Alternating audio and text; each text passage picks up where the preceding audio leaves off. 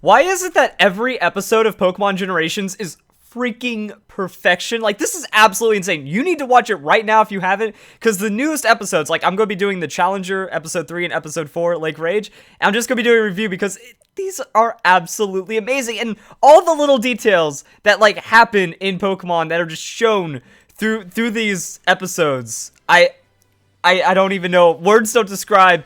Every Pokemon Generations episode has had me ending in tears the first time I'm watching it. So I want to do like a post-review instead of let's watch it live, because live reaction is just going to be me like for the whole time. So, you know, it's not as cool, but this is already badass. You know, all the Elite Four members, they step out and they're like, all right, it's time, because finally, you know, people have the 8 badges. And they're ready. Like, the thing I really like about this is that if you've read the Pokemon Adventures manga, it makes it feel like the Elite Four, they're almost slightly villainous off of how much power they have. And this is, like, it all just falls into place so well. Because Agatha there, she's like, oh man, it's been so long since we've had challenges because no one's collected 8 gym badges because Giovanni was wrecking fools. And then finally Red and Blue got through, and then the gym got closed down, and then Giovanni disbanded, and that was all in the last episode. So the story arc is going with so much flow. It's absolutely wonderful. And then I just like Bruno right here. Bruno, no words, just yeah, I'm gonna get him. And then Lance is ready for the fight. See, it's like, how good's he gonna be? You know, I like that off the manga, that, you know, they're so powerful that they're like overconfident. They're so cocky about it. But again, they are the strongest trainers out there, and it shows. And Blue's just chilling there. Yeah. He's just like, I'm the best, you know. Everyone has their personalities in place. Everyone is exactly in character as portrayed in the manga and the anime and everything. Or not the anime, the game. And Blue, like, this is one of like the sickest Pokemon battles ever. Alakazam, you know, psychic types, OP, first generation. Alakazam, untouchable. Oh, by the way, upside down now. Oh, so cool. So cool. Like, I have to watch that, like, I could watch that a million times and still be like, this is so cool. Because, you know, Alakazam, super fast Pokemon, psychic, you can't really avoid telekinetic powers like that. You get flipped upside down, hi, there's Alakazam, and then crushed, and you don't even know what happened. Perfect portrayal right there. And then Blue's a genius, so he's going to go on and keep going. And then Bruno. Just everything about Bruno, man. Bruno is just a man. Yeah. Also, one thing interesting is, like, it's showing more their art designs from Pokemon Heart Gold and Soul Silver, like the updated character art. Is how it feels. And then Pidgeot just goes, it's a fighting type Pokemon. It stood no chance, and then bodied. But Bruno's a man, so, you know, he doesn't get too hurt by that. That's funny. See, just it shows that Blue, he's super strong. He deserves to be a champion. He just steamrolls everyone without even trying. And then we get to see Gengar, yo. Gengar, Agatha, everything here. So sick. Now, what I think is funny is this voice line right here. That old coot, I thought you'd be completing the Pokédex. Don't you compare me with that old man. Dude, Agatha's like so perfectly unhinged, and I love it. Like, that's pretty much me. Like, these reviews would be like, I love it. There's that nostalgia. That all works. And then Gengar, just shadow Pokemon, goes and bees crazy. But nah, Gengar gets bodied. So now it's time to go up against Lance. And Lance, he's at the end. He's like, all right, you deserve to be champion. Come on, come at me. And then this is another really sick battle sequence. See how you fare against the leader of the Elite Four and my army of dragons! Ah, that's how it is. And we see, no, Dragonite is like the boss Pokemon right here. So, Dragonite versus Blastoise. We actually saw this in the trailer for Pokemon Generations, which is really extra cool that we watched like all of this unfold. And we're only like 3-4 episodes in, and that's everything off the trailer. So, boom, Hyper Beam versus Hydro Pump, and that's the battle. I think it's really funny, like, Dragonite just brushes off the water. Now let's settle this. And it's on.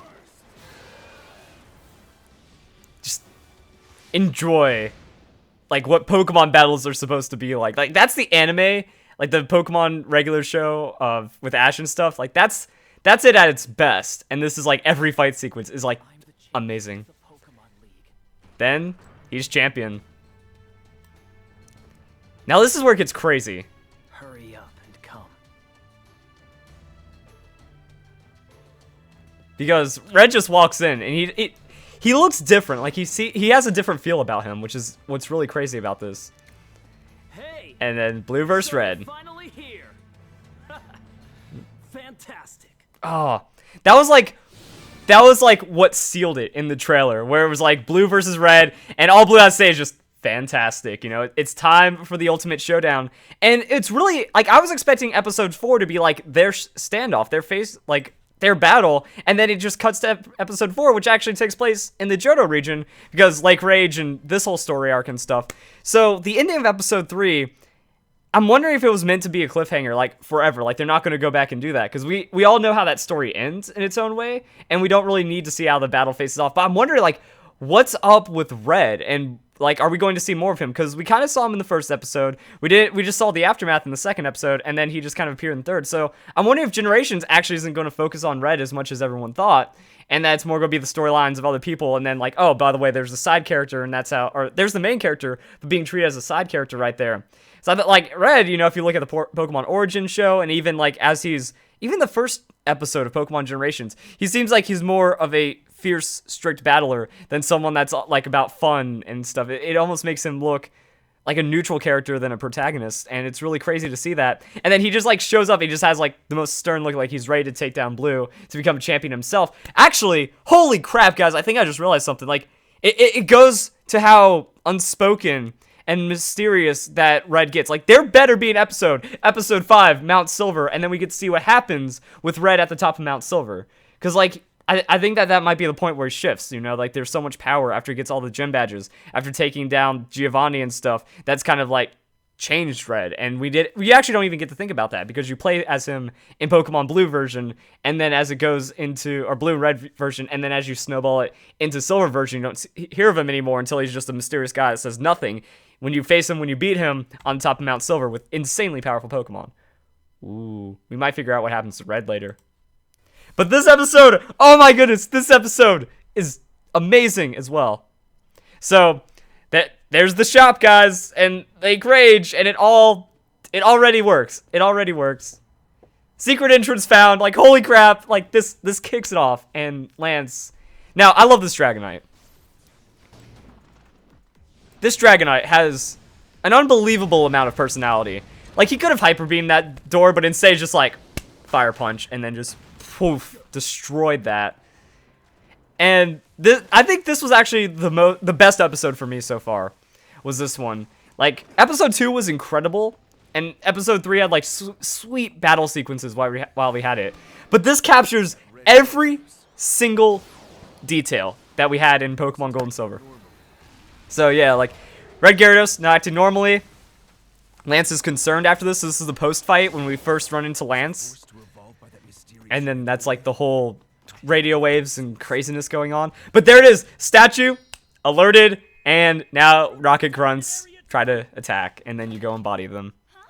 So, I would be worried. Like, yes! And there's Gold! And, like, Gold is also a part of this. And, like, that was the best part. Like, well, not the best part. That was, like, an incredible part that got me right there, where it's like, Gold is also a part of this. So, Lance and Gold, remember, we team up together. He's like, yo, help me stop this. Because, like, Lance kind of trails you around, or you trail around Lance in the storyline. And then this. Dragonite is such a boss. He's a baller. He just does not care. Team Rocket trying their really swag walks, you know. But, wait, didn't Team Rocket disband? Oh, crap, I missed one of the other best parts. One second.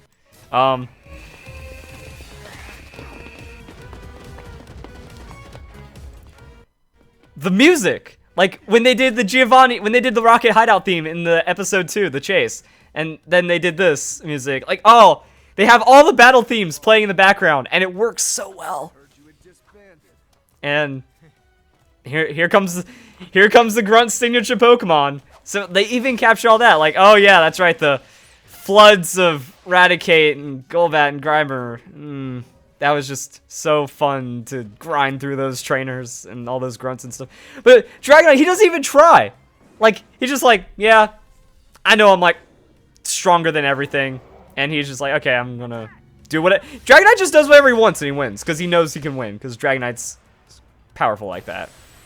So, ignores the attacks. And then we see Ridiculous Flamethrower. And bye-bye. Magnemite tries. I love that. Even like the little blink of like the KO. And then Dragonite just rushes through. There they go. Breaks down another door. He just kicks it down. He just... Like, Dragonite is his own silent character. And it works. And then they make you feel for the electrodes. Hey, there's an admin. Way to go. And...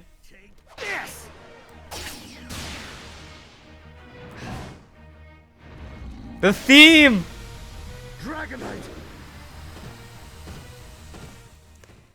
I just love how Dragonite wades into the smog. Like, he's just like, fine, I'm gonna kill another one.